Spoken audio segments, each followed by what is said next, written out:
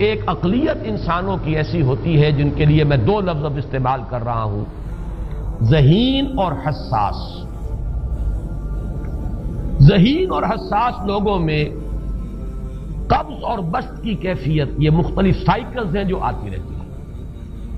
کبھی طبیعت میں پشمردگی ہے، دل بجھا ہوا سا ہے، کچھ نا امیدی سی ہے، خود اپنے اوپر اعتماد کی کمی محسوس ہو رہی ہے، مجھ میں صلاحیت نہیں ہے، میں کچھ نہیں کر سکتا، اب تک جو کچھ کیا اس کا بھی ہے، امنگ بھی ہے، امید بھی ہے، روشن پہلو نظر آ رہے ہیں۔ قبض کی کیفیت میں تاریک پہلو نظر آتے ہیں، مایوسی کے پہلو نظر آتے ہیں، پیسیمزم کی کیفیت، اور یہ جو بسط کی کیفیت ہے اس میں روشن پہلو۔ دیکھو یہ بھی تو ہے نا، آخر یہ بھی تو ہوا ہے اور بھی ہو سکتا ہے، آخر اب تک میں نے یہ کام بھی تو کر لیا، آگے بھی مشکل آسان ہو سکتی ہے۔ یہ دو کیفیات ہیں قبض اور بسط کی، جن کو کہ صوفیاء کرام نے یہ اصطلاحات، یہ عنوان دیے، قبض اور بسط۔ جتنی انسان کے اندر حساسیت کی کیفیت زیادہ ہوگی، ذہانت زیادہ ہوگی، اتنا ہی یہ جو ویوز ہیں اس کی ایمپلیٹیوڈ زیادہ ہوتی ہے۔ کم ذہین انسان ہے، کم حساس ہے، آئیں گے تو صحیح ہے، لیکن یہ کہ وہ ویو جو ہے اس کا ایمپلیٹیوڈ جو ہے اس کے اندر اوپر اور نیچے کی کیفیت زیادہ نہیں ہوگی۔ لیکن جتنا یہ معاملہ بڑھتا ہے، یہ جو ویو ہے اس کی ایمپلیٹیوڈ بڑھتا چلا جاتا ہے۔ لیکن نارمل انسان کا معاملہ یہ ہے کہ یہ حدود کے اندر رہے، اسی کی ایک کیفیت جو ہے ایب نارمل جب ہو جاتا ہے، یہی ہے جو جدید ہماری جو سائیکولوجیکل میڈیسن ہے اس میں اسے مینیکس ڈپریسو سائیکوسس کہا جاتا ہے۔ مایوسی ہوئی تو اتنی ہوئی کہ جیسے کمر ٹوٹ کر رہ گئی، اور اسی ڈپریشن میں ہوتی ہیں خودکشیاں، خودکشی کر جاتا ہے ڈپریشن۔ کچھ روشن پہلو نظر ہی نہیں آ رہا، کوئی امید کا پہلو نظر ہی نہیں آ رہا، کوئی صورت نظر نہیں آتی، کوئی امید بر نہیں آتی، کس طرف جاؤں، کدھر دیکھوں، کسے آواز دوں، اے ہجوم نامرادی دل بہت گھبرائے ہیں۔ اور جب آدمی محسوس کرتا I can't face these realities، یہ commits suicide۔ یہ اور جب کیفیت ہوتی ہے انشراح کی تو آدمی خوب بھاگ رہا ہے، دوڑ رہا ہے، امنگ ہے، محنت ہے، دوڑ رہا ہے، امیدیں ہیں، اب ہر چیز کا روشن پہلو نظر آ رہا ہے۔ عجیب ہے یہ۔ اصل میں مجھے کچھ تجربہ بھی ہوا ہے، ہمارے خاندان میں بھی یہ مرض موجود رہا۔ میرے والد مرحوم کافی طویل عرصے اس مینیک ڈپریسو سائیکوسس کے مریض رہے۔ کچھ ہوتا ہے یہ معاملہ، ویسے بھی شاید ہمارا خاندان جو ہے اس کیٹیگری میں آتا ہے جس میں ذہانت نسبتاً کچھ زیادہ ہے، حساسیت بھی نسبتاً کچھ زیادہ ہے۔ یہ دوسری بات ہے کہ کوئی شخص جو ہے یہ فلسفے کے طور پر اختیار کر لے کہ اپنے آپ کو ڈھیٹ بنا لینا ہے، یہ فلسفہ بھی بن سکتا ہے۔ لیکن یہ ہے کہ اگر آدمی چھوڑ دے اپنی طبیعت کو تو یہ دونوں کیفیات آتی ہیں۔ انہی کیفیات میں اگر یہ جو اپورڈ اینڈ ڈاؤنورڈ موومنٹ ہے یہ ایک حد سے نکل جائے تو یہ بیماری ہے مینیک سائیکوسس، مینیک ڈپریسو سائیکوسس۔ اس میں جب آدمی ہوتا ہے وہ اپر کیفیت میں تو اس کے اندر بڑی عظیمت ہے، روشنی ہے، امید ہے، لوگوں سے گفتگو کر رہا ہے، ہنس بول رہا ہے، خوب جو ہے محفل کے اندر، اب وہ محفل میں اسے دلچسپی محسوس ہو رہی ہے اور اسے ہر چیز کا روشن پہلو نظر آ رہا ہے، خود اپنے وجود کا بھی روشن پہلو، دوسروں کے وجود کا بھی، دوسروں کی بات میں سے بھی وہ اچھا پہلو تلاش کریں گے، وہ برا پہلو تلاش نہیں کریں گے۔ جب دوسری کیفیت ہے ڈپریشن کی، ہر ایک کی بات میں کوئی برائی نظر آئے گی، کوئی اس کی نیت کا فطور ہے، کوئی فساد ہے، کوئی یہ جو ہے بدنیتی کے ساتھ یہ بات کر رہا ہے، کوئی خیر کہیں ہے ہی نہیں، برائی ہی برائی ہے، مایوسی ہی مایوسی ہے، بدلی ہی بدلی۔ یہ ہے در حقیقت وہ کیفیت، اس کو غالب نے بہترین انداز میں تعبیر کیا ہے۔ ذہین اور حساس انسانوں میں ان کی جو ترقی ہے وہ انہی مراحل سے ہو کر گزرتی ہے، اور ہر ڈپریشن کے بعد، ڈپریشن میں اس سینس میں استعمال نہیں کر رہا، یعنی بیماری کی حد تک پہنچنے والی ڈپریشن نہیں، صرف قبض کی حد تک پہنچنے والا معاملہ۔ ہر قبض کے بعد جب بسط آتا ہے تو آگے ترقی ہوتی ہے، جس کو آپ کہتے ہیں بائی لیپس اینڈ باؤنڈس، آدمی جو ہے چھلانگ لگاتا ہے، گویا کہ ایک درجہ جو پہلے تھا اس سے آگے درجہ انسان کا جو ہے اس سے بلند تر پوزیشن پر انسان پہنچتا ہے.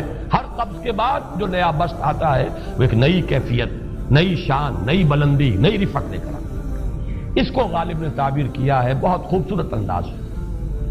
رکتی ہے میری طبع تو ہوتی ہے رواں اور. یعنی شاعر بھی کبھی ایسا وقت آتا ہے شعر جو ہے وہ اس پر نازل ہی نہیں ہو رہا، شعر نہیں کہہ پا رہا، طبیعت میں رکاوٹ سی ہے، بندش سی ہو گئی ہے، کوئی کلام موضوع ہو ہی نہیں رہا. لیکن پھر جب یہ کیفیت جو ہے بدلتی ہے اور جب پھر بست کی کیفیت آتی ہے، رکتی ہے میری طبع تو ہوتی ہے رواں اور، پھر اس کے اندر ایک جولانی نئی ایک کیفیت جو ہے انشراح کی، وہ ایک بالکل نئی کیفیت، نئی شان کے ساتھ. یہ ہے وہ معاملہ جو ان آیات مبارکہ کے پس منظر میں ہے. اسی لیے اب میں آپ کو اس کا حوالہ دے رہا ہوں. تفسیر مظہری میں قاضی ثناء اللہ پانی پتی رحمت اللہ علیہ نے بہت عمدہ بات فرمائی ہے کہ حالت قبض اگر کسی شخص پر طاری ہو تو اس حال میں اکسیر کا درجہ رکھتی ہے یہ سورہ مبارکہ، اس لیے کہ یہ نازل ہوئی ہے محمد الرسول اللہ صلی اللہ علیہ وسلم پر اسی حالت قبض میں. وَالضُّحَىٰ وَاللَّيْلِ إِذَا سَجَىٰ مَا وَدَّعَكَ رَبُّكَ وَمَا قَلَىٰ وَلَلْآخِرَةُ خَيْرٌ لَكَ مِنَ الْأُولَىٰ وَلَسَوْفَ يُعْطِيكَ رَبُّكَ فَتَرْضَىٰ أَلَمْ يَجِدْكَ يَتِيمًا فَآوَىٰ وَوَجَدَكَ ضَالًّا فَهَدَىٰ وَوَجَدَكَ عَائِلًا فَأَغْنَىٰ. یہ تمام آیات اب معلوم ہوگا کہ جیسے موتی پروئے ہوئے. ایک لفظ قبض، اب اس میں جو بھی واقعاتی اور جو میں نے آپ کو روایاتی جو بھی پس منظر بیان کیا وہ بھی فٹ بیٹھ رہا ہے. وہ خودکشی کا معاملہ بھی آ گیا، اس میں فٹ بیٹھ رہا ہے کہ بخاری شریف میں روایت موجود ہے کہ حضور فرماتے ہیں کہ میری طبیعت پر اس درجے اضطراب تھا، اتنی کیفیت جو ہے میری تشویش کی تھی کہ میرے دل میں بار بار خیال آتا تھا کہ پہاڑ پر چڑھ کر اپنے آپ کو نیچے گرا دوں. یہ سارے معاملات اب آپ کو محسوس ہوگا جیسے تمام کڑیاں جو ہے وہ جڑ گئی، جیسے رات کو اب آپ اٹھ نہیں پا رہے، اضمحلال ہے، اعصابی جو ہے اعصاب اس درجے متاثر ہو چکے ہیں. صرف یہ ایک احساسات کی کیفیت نہیں ہے، آپ کی قوت فعلی جو ہے، قوت عملی، وہ بھی اس درجے متاثر ہو چکی ہے کہ کئی راتیں گزر گئی اور آپ رات کو نہیں اٹھ سکے، جس پر کہ ام جمیل کو یہ کہنے کا موقع مل گیا کہ معلوم ہوتا ہے محمد تمہارا شیطان تمہیں چھوڑ گیا. اب یہ جملہ اپنی جگہ پر اس کی کاٹ ہے یقیناً، اس سے یضیق صدروں کا بما یقولون، لیکن وہ کیفیت جس کی وجہ سے یہ جملہ آیا ہے اس پر نگاہ دوڑائیے، اس پر نگاہ کو مرکوز کریں گے تو معلوم ہوگا ایک لفظ قبض، یہ قبض کی ایک کیفیت تھی. اس قبضی کی کیفیت کا ایک مظہر یہ ہے کیونکہ یہ بھی تو در حقیقت قلب مبارک جو ہے محمد الرسول اللہ صلی اللہ علیہ وسلم کا، اسی پر تو وحی کا نزول ہوتا تھا. یہ بھی وہی داخلی احساسات و کیفیات کا معاملہ ہے، یہی بھی در حقیقت یہ واردات قلبیہ ہی کا سارا معاملہ ہے. اس کو آپ خارج سے تعبیر نہیں کر سکتے. نہ ابھی کوئی ایسے مصائب تھے، نہ ایسی کوئی مشکلات تھیں، نہ ابھی کوئی رد و قضا ایسی شروع ہوئی، نہ ابھی کوئی بحث و نزاع کا معاملہ ایسا ہوا، نہ کوئی ابھی کوئی فزیکل پرسیکیوشن شروع ہوئی. یہ سب داخلی ہی کیفیات ہیں، اور ان داخلی کیفیات کے حوالے سے ان سورہ مبارکہ کو اگر صحیح سمجھا ہے تو صوفیہ نے سمجھا. وہ جو اقبال کا شعر ہے کہ کچھ جو سمجھا میرے شکوے کو تو رضواں سمجھا، مجھ کو جنت سے نکالا ہوا انسان سمجھا. اور کون سمجھے گا؟ وہ تو سمجھے گا کہ دکھے ہوئے وہ دل کی صدا ہے، وہ کیا ہے جو اقبال کی وہ ایک نظم ہے پرندے کی فریاد، گانا اسے سمجھ کر خوش ہونا سننے والے. یہ تو در حقیقت ایک دکھے ہوئے دل کی صدا، فریاد یہ صدا ہے.